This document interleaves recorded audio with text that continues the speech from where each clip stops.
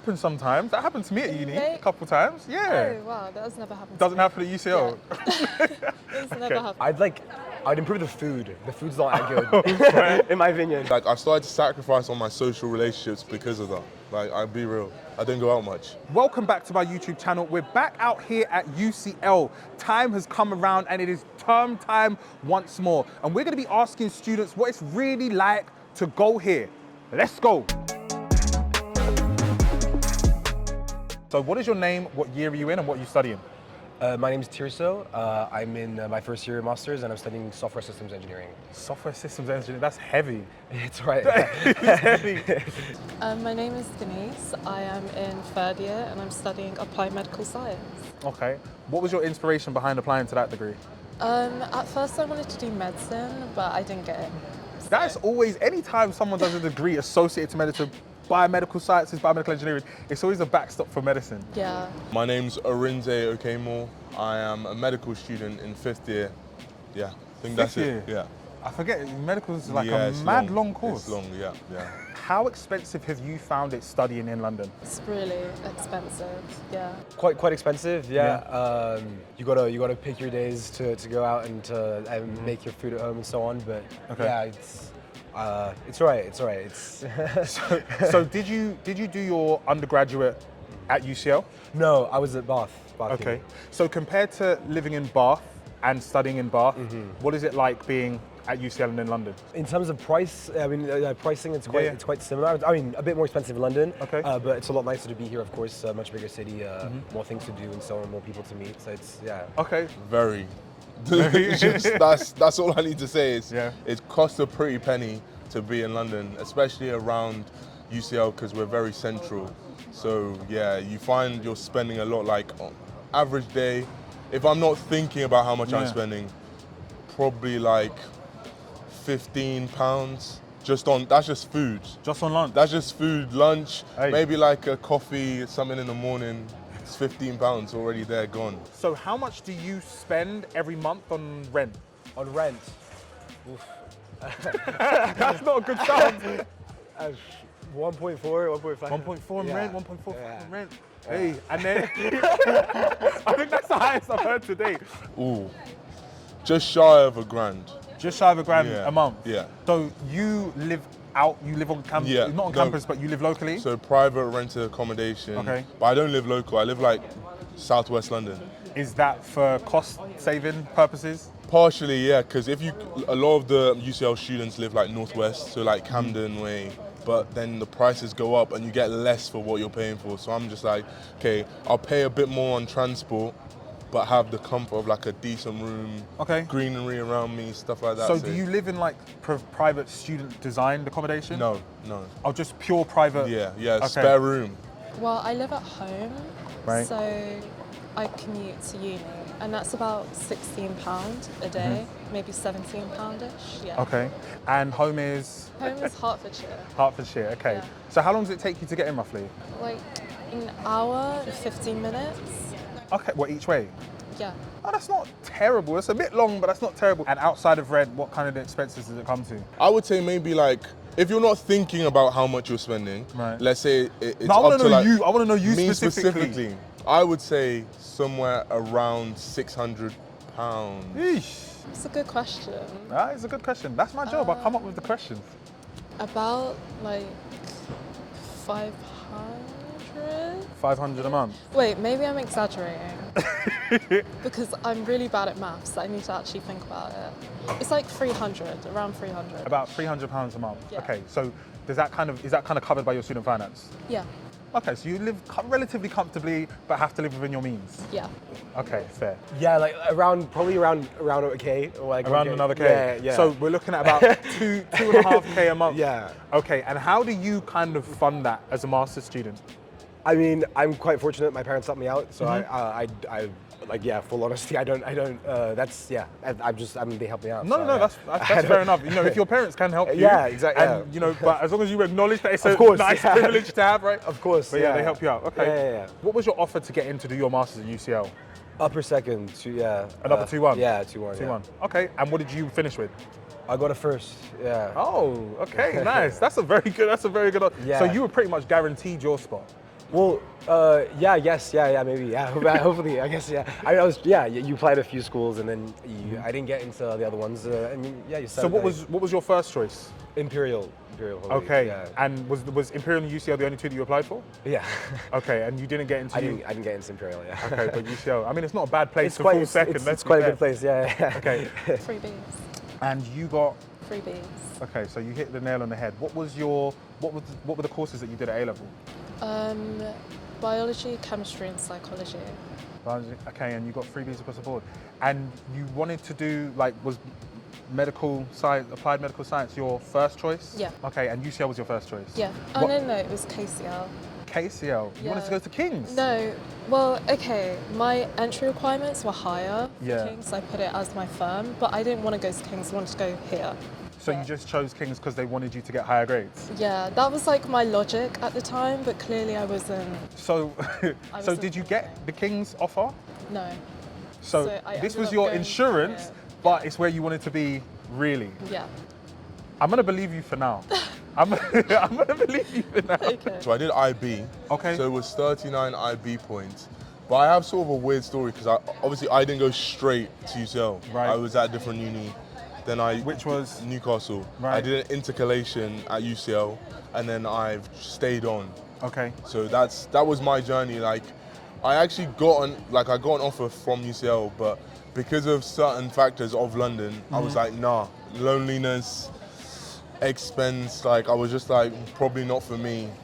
You know what I mean? Yeah. Okay. At that age, anyways, my mindset was different. So at first you were scared of coming to London to study, and then 100%. after going to Newcastle, you then reverted and Yeah. came to London to study. Yeah, I feel like London's very progressive as a place. Obviously, like one As of a the capital. financial Yeah, capitals yeah. of the world. So Yeah. everybody here is trying to do more. Whereas in Newcastle, it was like maybe not that same drive and ambition, but more having fun.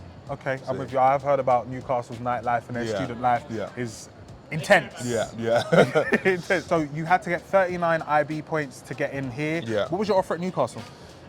It was low. I got a reduced offer, to be fair. How did you do that? It was partially like their widening participation, partially rugby. Yeah. There was a few factors that helped me just get a reduced offer. So what was your offer? It was 32, 32. which is like IB. You have to work, but for me, it didn't challenge me because I knew I would get that without doing any work. So almost. I don't know much about international baccalaureates. I know a lot of people Yeah. don't know much about it because in the UK, most of the time you go into university, you do A levels. Yeah, So yeah. in terms of A levels, what was that offer comparable to? Do you know? As in 32? Yeah. Probably like I'd probably say like an AAB, AAB. Okay. something like that. Or yeah, AAB, probably that. Okay. How difficult do you find your course? It's quite difficult. It's like a 7 out of 10. 7 out of 10. And Yeah. why 7? Because the content itself is not difficult. It's more like the workload. Okay. It's just a lot of work. Where do I start? Okay, preclinical medicine is one of the hardest things I've ever studied for. Okay. Genuinely, like there's still some things to this day which I don't fully understand. But no, it's true. And, Okay. but the nature of medicine is that you keep revisiting everything, Yeah. so then it builds, Okay. builds. So it's okay in that regard. What else do I say? So I do not think medicine is that hard to just pass. Okay. It requires That's a wild statement. no, because it requires a certain type of person. You just need to be willing to go to the trenches when it comes to revision. So like, for example, when I was younger, during my pre-clin, as I said, I found difficult. Right. It would be that you would literally have to spend the entire day at the library revising, and only a certain type of person can do that. Right. Not necessarily that people don't have the brain power to understand the Yeah, yeah. content, but they just can't do that extended period. They can't do the graft. Yeah, and Yeah, a lot of people think, oh, it's not, but I'll tell you it is. Like, for example, in clinical years, you're going into hospital 9 to 5 most days, Yeah. and then after that, you're meant to revise. If you don't revise after that, you're falling behind on all the content. Hey. So it's just like, where do you find time for me? Where do you find time to family? Like, I've started to sacrifice on my social relationships because of that. Like, I'll be real, I don't go out much. So it's At the start, I'm starting right now, so it's hard to tell, but it looks like it's going to be quite tough, and that's why I came here. So I'm glad. So that's what you wanted, really? Yeah, absolutely. Yeah. Okay. And when you talk about tough, what is it about it that you find difficult? Is it workload or is it content? I think it's a bit of both. There's a lot of readings and like a lot of like preparation for your module. I mean, I think that's always the case. You can always put in as much work as you're willing to do, right? There's always space for. Right. Yeah, content it gets a lot harder than undergrad. I could imagine. It's a lot of open-ended stuff as well. So you don't really there's no real end point. Like you don't finish the essay, right? You can always improve. So it's hard to know when to cut off and so on. And so far, how have you kind of handled it? Do you think there's something that you will be able to excel in?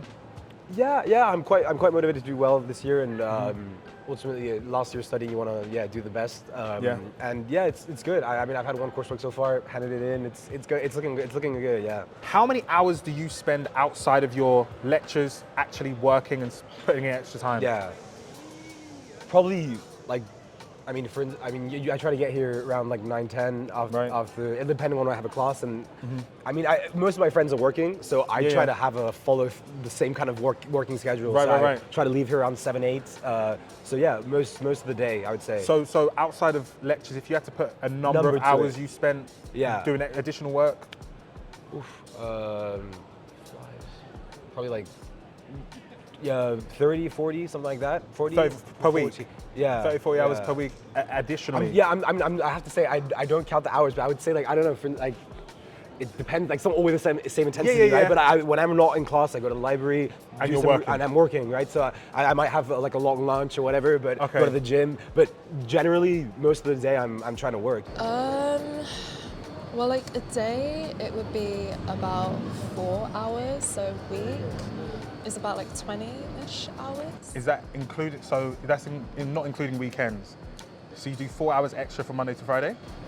Yeah. Well. Do you work weekends? That's like my goal. 4 hours on a weekday, and then on a weekend it's more like 6 hours-ish. That's like the whole day on your Saturday, Sunday. I'm a boring So when do you go person. have fun? Like I don't. You don't? Well, you find your course fun? Is that what you're going to tell me? In third year, I haven't been having fun so far, but in second year, I would do volleyball. Okay. On like a Sunday, so yeah. It varies. I'd say on average basis, probably like 3 hours. 3 hours a day? Yeah. Is that Monday through Friday or every day? Every day. 3 hours every day. You can't, with med, you can't take any days off. Like, you can, but for me personally, I feel guilty about it when I do. And then your body, there's like this itch to go work. I want everyone online, everyone who is thinking about studying medicine to really deep what's going on here. Yeah. No, but I think you grow into the studies and the demands. Because when you're younger, you're like, oh, this is long. But once you actually see the benefits, the rewards, all of this stuff, see patients, it's not too bad. Do you think you need to love it to do it? Or is it just a mindset thing? Mindset. What do you think is the best thing about studying at UCL? Ooh. As I said, in London, again, well, you're with or surrounded by people who are also trying to push, trying to achieve a lot. And then I guess just the nature of research that's going on. UCL, I think, have just developed like Huntington's disease like cure or something. They're in the process of like fully just pushing it to market, which is mad. I saw something else. They were working with Newcastle Uni actually on like some other development. Can't remember what it was, but yeah, it's just like the nature of research, the type of people you're around. You're in London, one of the financial capitals of the world. Like, it's all of that. There's a lot of benefits. Yeah, a lot of benefits. What's your favorite thing about UCL? Probably societies. Yeah. I know you did volleyball. Yeah. Have you done any other societies? I did like a badminton taster, a RUMS badminton taster. Okay. And that was really fun. And then in first year, I was part of the running sock. Okay. And that was great. So a lot of like sports type things. Yeah. Did you do like all the socials and? Oh, and I also did like a film sock social, and that was fun. Okay, nice. Yeah. So you have really been involved in the UCL community and being engaged in extracurricular activities. It's just in third year, maybe we're looking to get the highest grades that we can? Yeah, 100%. I'd probably say like infrastructure, like installations. There's so many spots to study. With like monitors and just especially postgrad. There's like postgrad only spaces as well. Yeah. It's really good. There's always space and silent study rooms. It's top. Okay, so really designed for students to do well, exactly. right? Which kind of makes sense with UCL having the reputation that it does. And if you had to change one thing about UCL, what would it be? One thing about UCL, I'd improve the food. The food's not that good, in my opinion. Yeah, okay, fair. Food's not great. Not great. So does that mean that you have to end up spending a lot more money outside of university on food? I'm planning. You don't cook and bring it in? I'm trying to. I'm gonna do that next week. Next week. Okay, cool. I'll take your word for it. Man. No, I'm trying to. It's the plan, but like we'll see how it goes. We'll see how it goes. Yeah. Okay. It can feel from like time to time. I feel like because the campus right now, especially, looks like a construction site. Yeah, it really does. It can feel not lonely, but it's very much like it doesn't have that campus feel to it. Right. I feel like it's because many of the buildings like scattered around London, so it can be quite difficult to. I don't know. It's just sometimes you may feel a little bit alone. Right. But I don't know. That's fair. So you think that you wish it had a bit more of a community type feel to it? Yeah. And did you, I take it you have a friendship group here. Yeah. Did you find it difficult to make friends? Well, they're in my course. Okay, that's always a good start. You got something in common from the get-go, right? Yeah, but I feel like it's the thing. If you don't make friends in your course, that's what I'm saying, it could be quite difficult to make friends outside of your course. Unless, of course, you join societies, which I would recommend, but if you don't, it can feel very lonely because it's not like you're going to sit down one day and someone's going to come up to you and talk to you. Yeah. And that happens sometimes. That happens to me at uni a couple of times. Yeah. Oh, wow. That has never happened Doesn't happen at UCL? Yeah. It's never happened to me. Okay. This is an easy answer. I want the students to not adopt the mindset of Londoners. So I can see somebody I know and maybe we've spoken a few times over the past year or something, and then they're just avoiding eye contact because that's how London is. That's how, and I'm just what are you doing? Place. What are you doing? It's crazy. But in Newcastle, it wasn't like that. You literally say hello to everyone. But that's the divide between Northerners and Southerners, right? Yeah, but I try to maintain that hi, say hello to people because it makes me, I guess, stand out when people are just head down. Well, I suppose as a doctor though, you need bedside manner, you need to be able to talk to people, whereas not all degrees are kind of like that. So you probably practice speaking to different people a bit more than most. Yeah, but you would be surprised how many future doctors or doctors' bedside manners aren't the best. Surprised by that. That's what I mean, I'm not surprised by that. Because some people are they're academic weapons, right? So they no, it's true. So they'll smash out academics, but the actual social skills is lacking. I'm sort of the other way around. I'm trying to pull up my academics. Sorry. Yeah, but you got the socials pattern. Yeah, socials is fine. Just chat to everyone.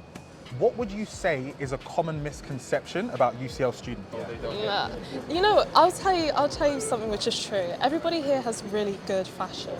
Okay. Yeah. I've been told that it was very European. It would be a lot of people from from France and so on. Right. And I would say it's a lot more diverse than I've been told, and that's great. You meet people from all over the place. Yeah. From one of the my best mates on my course is from Hungary. I would never thought I'd meet. In Bath, it wasn't the case. For instance, it was very British. very British. Spain, a lot of people from Spain. Okay. And here it's a bit more all over the place. So that's quite. It was welcome. Yeah, it was nice. Okay, I mean you get that being in London, right? Yeah. The most diversity in the whole UK, real mixing pot. But that's good. I like that. I like diversity. I like embracing the diversity. Right? Yeah, that's why it's good. I was surprised, and it's positively so. Okay, cool.